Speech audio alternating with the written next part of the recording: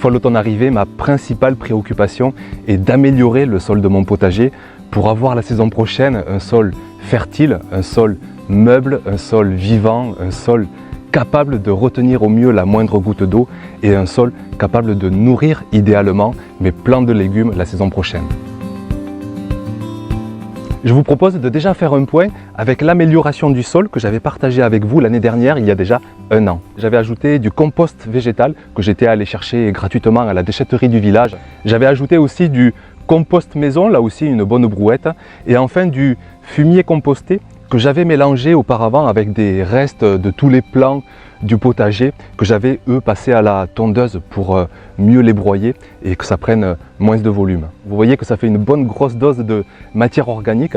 Alors je l'ai mélangé délicatement à coups de grelinette et puis j'ai fini par un bon paillage de feuilles mortes pour protéger l'ensemble. Et puis maintenant, il est temps d'aller voir ce que tout cela est devenu dans le sol du potager.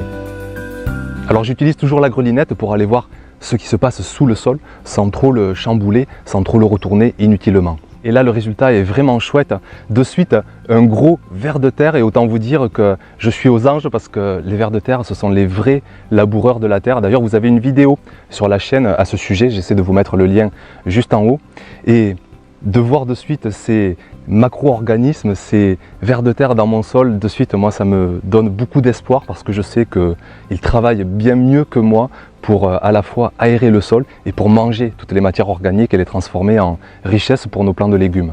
Je peux enfoncer mes mains sans difficulté, ça c'est toujours aussi un très bon signe. Et puis on distingue cette matière noire, cet humus, toute cette dégradation de tous les apports organiques que j'ai fait l'année dernière. On distingue aussi toujours mon sol de départ, ce sol minéral beaucoup plus clair, d'une couleur assez minérale justement, assez marron clair. Et ça c'est tout l'argile, le limon, le sable, les cailloux, le calcaire, c'est mon sol de départ. Mais tout ça quand même est en train de se lier, de se mélanger et le sol après plusieurs années commence vraiment à devenir très intéressant. Dans mon sol minéral, je manque ici cruellement de sable. Vous savez ou pas d'ailleurs que la terre franche, ce qu'on appelle la terre franche, la terre idéale, est composée à plus de 50 voire 60% de sable. Ensuite, on a 10 ou 15% d'argile, du calcaire aussi, et enfin de la matière organique. Et ici, je dois avoir à peine 10 à 20% de sable. J'ai un sol extrêmement argileux. Et justement, je vous propose de vous montrer mon sol de départ, que vous compreniez bien l'amélioration qui a été faite sur ces dernières années. Alors il ne faut pas aller bien loin, il suffit d'aller à 1 mètre de la parcelle, sur l'allée qui borde le potager. Alors déjà, ce n'est pas du tout la même histoire. Pour enfoncer la grelinette, il faut que j'y mette tout le poids de mon corps et encore, c'est tout juste suffisant. Et puis voilà mon sol de départ, c'est très intéressant. J'en tire en tout cas plusieurs leçons. On distingue une toute petite couche noire, c'est les résidus de matière organique, les feuilles qui tombent, la paille qui vole un peu, le fumier aussi qui vole des parcelles et qui s'accumule sur les allées. Et de suite dessous, un énorme bloc d'argile, de limon, de cailloux, un peu de sable. Et là, je peux vous assurer qu'on peut faire de la poterie avec. Alors, il manque un peu d'humidité parce qu'il n'a pas non plus beaucoup plu ces derniers jours. Mais sinon, je peux vous assurer qu'on peut facilement faire de la poterie et de jolis vases en terre cuite. Vous voyez aussi très bien que les blocs d'argile ne sont absolument pas perforés. Il n'y a pas de traces de galeries de vers de terre. C'est tellement compact, c'est tellement argileux, ça manque tellement d'oxygène qu'on distingue vraiment très nettement ce sol minéral avec ce léger sol organique en surface. Et déjà, ça explique pourquoi chaque année je travaille un peu mon sol à la grelinette, parce que mon sol est extrêmement argileux, il est mal texturé, les proportions d'argile, de limon, de sable ne sont pas bonnes, trop d'argile et pas assez de sable, et du coup mon sol tout seul a du mal à intégrer les matières organiques de surface. La vie du sol ne travaille pas assez efficacement pour mélanger tout ça. Voyons maintenant l'exemple concret d'une parcelle que je vais amender, que je vais améliorer pour la saison prochaine. Avant toute chose, faites votre travail d'amélioration du sol lorsque celui-ci a un bon taux d'humidité. S'il est trop sec, attendez une bonne pluie ou alors arrosez-le conséquemment la veille. Et au contraire, s'il est trop humide, attendez quelques jours de beau temps pour qu'il reçue un petit peu, pour qu'il n'y ait pas trop d'humidité dans le sol. Parce que travailler un sol trop sec ou trop humide, ce n'est jamais vraiment très bon. Alors je commence par nettoyer la parcelle, j'enlève toutes les cultures qui sont encore en place à la fin de l'été, quelques plants de patates douces qui traînent, des vieux artichauts que j'arrache et que je vais d'ailleurs démultiplier sur d'autres parcelles, je vous en parlerai dans une autre vidéo. J'arrache les derniers plants de tomates qui avaient fini par rejoindre l'olivier, les derniers plants de courges, de courgettes, et puis je ratisse le reste de paillage que j'avais mis l'année dernière.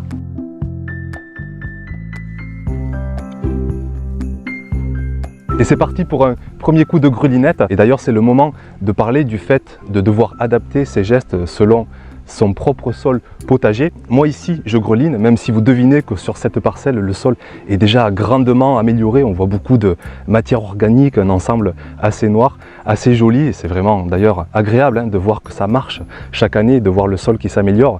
Mais on voit aussi des sacrés blocs d'argile bien compacts, bien marron clair, et qui ont toujours du mal à se lier avec la matière organique, avec mes apports d'amendement chaque année. Et c'est pour ça que je décide encore cette année de greliner légèrement mon sol en espérant un jour ne plus avoir à le faire. Mais chez vous, si vous avez une terre idéalement texturée avec une bonne proportion de sable, d'argile, de limon, de matière organique, ne grelinez pas. La vie du sol aura un hébergement 4 étoiles. Elle va beaucoup mieux travailler que nous, elle va beaucoup mieux travailler que la grelinette. Et si je greline, c'est aussi pour continuer à enlever ces cailloux qui restent dans mon sol, parce que chaque année, je ne peux pas tous les enlever. Ça dépend selon où je greline. Il y en a beaucoup chaque année que j'oublie qui restent dans le sol. Alors je vous le répète souvent, c'est à vous, en tant que jardinier, de prendre la décision, d'écouter votre ressenti, de ressentir aussi votre sol et de voir s'il a besoin d'aide ou pas. Si vous pouvez plonger les deux mains et remonter un ensemble grumeleux, noir, avec un mélange homogène de matière minérale et matière organique, aucun intérêt de passer la grelinette. Vous pouvez faire vos apports en surface et la vie du sol va mieux mélanger que qui que ce soit ou que quoi que ce soit vos apports de matière organique. On passe dans ce cas-là sur un potager sans travail du sol et j'espère y arriver au plus vite. C'est vrai que ça marche puisqu'on accumule de grosses épaisseurs de matière organique, compost, fumier, paille, foin, tonte. Et du coup, la vie du sol s'installe à l'intérieur même de cette grosse épaisseur de matière organique et tout va se décomposer, se minéraliser, se transformer petit à petit en minéraux pour nos légumes.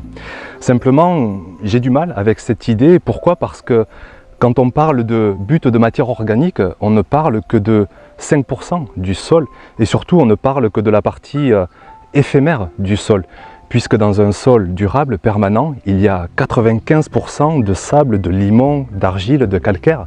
Et c'est ça, la durabilité, la permanence d'un sol durable. Et la matière organique, elle, ne représente que 5%. Et dans une butte de matière organique, on ne va s'intéresser qu'aux 5% du sol, certes les plus riches, mais aussi les plus éphémères. Quiconque a fait une butte de matière organique sait que 2-3 ans après, la butte a quasiment disparu. Au mieux, elle aura généré un peu d'humus.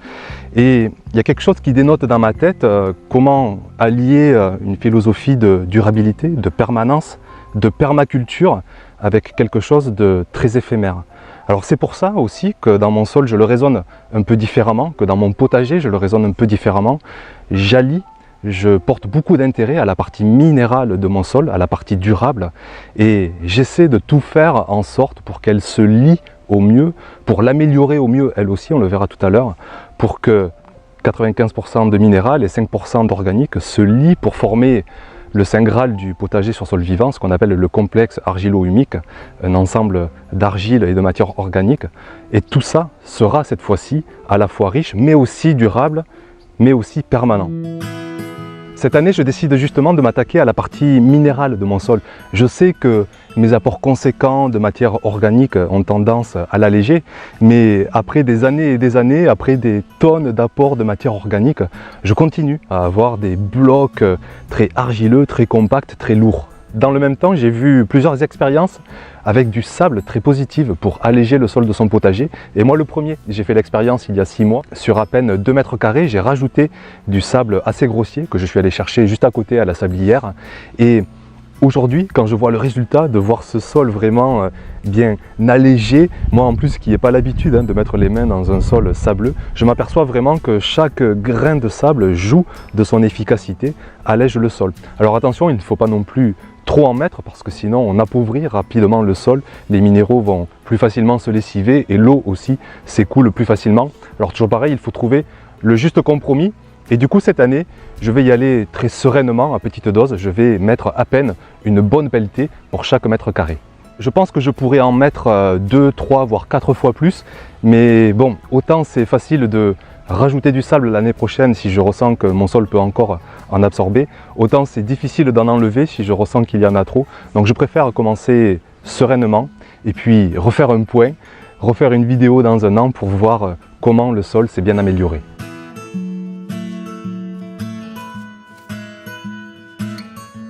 Alors là aussi, bien sûr, c'est à vous d'adapter vos gestes. Si vous avez une terre franche, idéalement texturée, avec des bonnes proportions de sable, de limon, d'argile, de calcaire, de matière organique, inutile de faire quelconque apport de matière minérale. Si vous êtes par exemple dans la région ouest avec un sol, une terre très sableuse, je me souviens de vacances en Charente-Maritime et de mettre les mains dans ces sols potagers extrêmement légers. Dans ce cas-là, vous pouvez au contraire alourdir votre sol avec de l'argile. On trouve par exemple de l'argile bentonique dans le commerce. Et sinon, vous avez une autre solution qui, elle, marche dans les deux sens, que ce soit pour alourdir un sol léger ou pour alléger un sol trop lourd, trop argileux, c'est d'apporter en masse des matières organiques et par exemple d'apporter du fumier. En même temps que le sable, j'apporte du fumier de cheval et du fumier d'âne que je suis allé chercher dans un centre juste à côté de chez moi. C'est un domaine viticole, à vrai dire, et j'y récupère des centaines de kilos de fumier gratuitement. Ce fumier va considérablement alléger mon sol. Alors je n'hésite pas à y mettre la dose, une bonne brouette pour 2 ou 3 mètres carrés parce que c'est un amendement et un amendement ça veut dire que c'est une matière organique qui est très peu concentrée en minéraux, ce qui fait qu'il n'y a aucun risque de brûler les racines des légumes ou encore de polluer les nappes phréatiques. C'est très léger en matière sèche, on le voit très bien quand on transporte la brouette, ça doit représenter tout juste 5 ou 6 kg de fumier par brouette. Et je repasse ensuite un coup de grelinette pour mélanger très délicatement toute la matière minérale, la matière organique. C'est vraiment un peu comme de la cuisine, comme quand il faut mélanger des blancs d'œufs dans une recette. Il ne faut surtout pas les casser. Et bien là, je ressens un peu pareil. J'y vais délicatement pour mélanger tout ça, mais surtout laisser le fumier en milieu aérobie, en milieu oxygéné. Alors je prends soin de bien aérer l'ensemble et surtout de ne pas marcher dessus par la suite pour ne rien compacter, pour vraiment laisser l'air circuler sur les 10, 20, voire 30 premiers centimètres du sol. Je fais cela vraiment, je me répète, dans l'espoir de mélanger la matière minérale et la matière organique. Ça fait plusieurs années que je le fais et ça marche vraiment très bien. Et mon dernier espoir, c'est de un jour ressentir que je n'ai plus besoin de passer la grelinette, de voir que cet ensemble que je vais prendre avec les mains n'a plus besoin de moi, de voir peut-être l'année prochaine, de plonger les mains dans mon sol et de me dire que vraiment là maintenant, ce n'est plus la peine que je greline, de ne plus voir de blocs argileux. Et dans ce cas-là, je passerai sur une philosophie de sol vivant, mais pour l'instant, j'ai encore du mal parce que je vois encore que mon sol minéral a des difficultés à se lier avec la matière organique.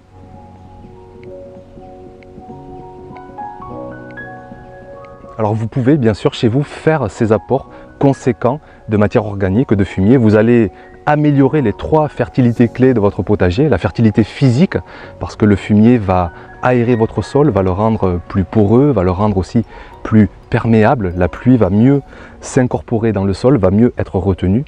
Vous allez améliorer aussi la fertilité chimique, puisqu'il y a quand même une concentration en minéraux et en apportant plusieurs kilos, on va répondre aux besoins de nos plants de légumes pour la saison prochaine. Et enfin, on va améliorer la fertilité biologique, puisque c'est un fumier qui est quand même grossièrement composté, qui a encore de la matière fraîche, de la matière grossière, et tout ça va nourrir tous les micro- et macro-organismes du sol. Si vous avez un sol sableux, préférez tout de même des fumiers qu'on appelle froids. Par exemple, le fumier de vache, ils ont une texture plus lourde et ils seront plus adaptés pour des sols plus légers comme le sol sableux.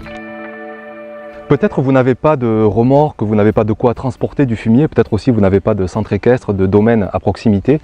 Et dans ce cas-là, hors de question de laisser des jardiniers de côté qui souhaitent faire du potager de façon naturelle. Vous avez des solutions qui existent dans le commerce, vous avez des sacs de fumier compostés qui sont souvent même enrichis avec des algues marines par exemple. Alors il y a une différence, c'est que ces fumiers sont beaucoup plus compostés que celui que je mets par exemple au potager. Ils sont beaucoup plus compostés et beaucoup mieux compostés parce que c'est fait de façon professionnelle. On fait en sorte que tous les minéraux soient bien retenus, ce qui fait que vous avez un compost de fumier plus riche et qu'il faudra donc en mettre moins pour chaque mètre carré, entre 500 grammes et 1 kg. Alors vous aurez moins d'impact sur la fertilité physique de votre sol parce que vous allez mettre juste 500 grammes ou 1 kg au mètre carré maximum, mais quand même vous aurez déjà un premier impact et puis petit à petit votre sol va bien s'améliorer, la fertilité physique s'améliorera petit à petit, la fertilité chimique sera idéale et aussi la fertilité biologique parce que ce compost attire quand même des micro et macro-organismes. À la place du fumier, vous pouvez mettre bien sûr d'autres amendements organiques, des amendements végétaux par exemple, notamment du compost végétal, à peu près les mêmes proportions que le fumier. Et j'ai aussi du compost maison que vous pouvez vous aussi avoir en recyclant tous les déchets de votre cuisine par exemple. Et ce compost peut être aussi alimenté par tous les déchets végétaux de votre potager. Alors ici, chaque année, j'aime bien les passer à la tondeuse pour bien les broyer. Je les ai auparavant déjà coupés au sécateur. Ça me fait un bel ensemble de déchets verts bien humides. Je les mélange avec mon compost de cuisine, avec un peu de matière sèche, des feuilles par exemple, pour faire un ensemble bien homogène. Et je mets tout ça sur certaines parcelles à la place du fumier. Ça joue pratiquement les mêmes rôles, que ce soit sur la fertilité physique, chimique, biologique. Tout ça, c'est de la matière organique fraîche qui va grandement améliorer mon sol minéral de départ. Avec tous ces apports de matière organique, on pourrait considérer que le sol est paillé de lui-même, puisque sur les 20-30 premiers centimètres, on a vraiment une épaisse couche de matière organique. Mais ici, encore plus dans le sud, je préfère rajouter encore une épaisseur de paillage pour cette fois-ci vraiment protéger la vie du sol, protéger mon sol en dessous. Je vais rajouter de la paille, c'est une matière très ligneuse, très sèche et qui va durer plusieurs mois. Et je vais mettre une très bonne épaisseur en m'assurant bien sûr qu'en dessous le sol est bien humide pour préserver cette humidité, pour protéger la vie du sol des pluies trop fortes. Et puis aussi cette paille petit à petit va se décomposer elle aussi et va devenir une richesse supplémentaire pour nos plants de légumes dans l'avenir. En plus de tous ces apports, vous avez vraiment un large choix de paillage, que ce soit du foin, de la paille, des tontes de pelouse, des feuilles mortes, voire même des engrais verts qu'on plante, qu'on sème en ce moment et qu'on fauchera au printemps et qui vont faire office de paillage. C'est à vous de bien réfléchir. Qu'est-ce que vous souhaitez faire dans votre potager? Sachez juste que plus c'est sec, plus c'est carboné, plus ça durera longtemps. Et au contraire, plus c'est tendre, plus c'est vert, moins ça durera longtemps, mais plus vite ce sera assimilable par nos plants de légumes. Vous avez par exemple Didier du potager du paresseux, je lui fais une dédicace, ça fait 2 fois que je lis son livre tellement il est riche de connaissances. Didier ne jure que par le foin dans son potager, il ne met pas de fumier, il ne met pas de compost, pas d'engrais verts, rien. Juste une épaisseur conséquente de foin.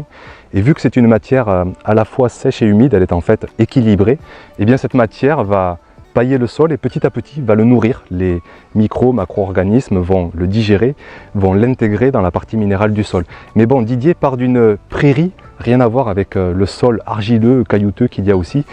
Et du coup, je ne suis pas certain que cette méthode marcherait aussi facilement dans mon potager. Je finis avec une parenthèse sur Konrad Schreiber, un agronome qui révolutionne beaucoup les processus de fertilité en ce moment dans l'agriculture. Et lui ne jure que par le carbone, par la paille par exemple. Il préconise plus de 200 kg pour 100 mètres carrés. C'est intéressant, je vous préconise sa chaîne Vers de Terre Production avec François Mullet. Alors voilà simplement comment j'améliore le sol de mon potager chaque année. C'est du travail, vous imaginez bien, mais en même temps c'est très peu de travail parce que je le fais une seule fois dans l'année et ensuite je ne touche pratiquement à rien. Alors en tant que jardinier responsable de toute cette vie, mon rôle va se tenir à veiller à ce qu'il y ait une bonne humidité, à veiller à ce qu'il y ait à manger, à apporter un toit, un milieu confortable et à être simplement respectueux de cette vie du sol et essayer de la développer parce que c'est elle, bien mieux que nous, qui va grandement améliorer le sol du potager, sa richesse, sa fertilité et sa durabilité. Bien sûr, je serai extrêmement ravi de lire tous vos secrets, tous vos témoignages sur comment vous faites pour améliorer chez vous votre sol, comment vous l'enrichissez, comment vous gardez cette fertilité, comment vous essayez de le rendre le plus vivant, le plus durable. Vraiment, lâchez-vous dans les commentaires parce qu'on est toujours très nombreux à vous lire. On se retrouve très vite dimanche prochain pour continuer à partager notre passion. Ça commence un peu à sentir la fin de la saison, mais il y a encore beaucoup de choses à partager. Je vous souhaite une très bonne semaine, portez-vous bien, jardinez bien, et puis à dimanche prochain. Ciao, ciao!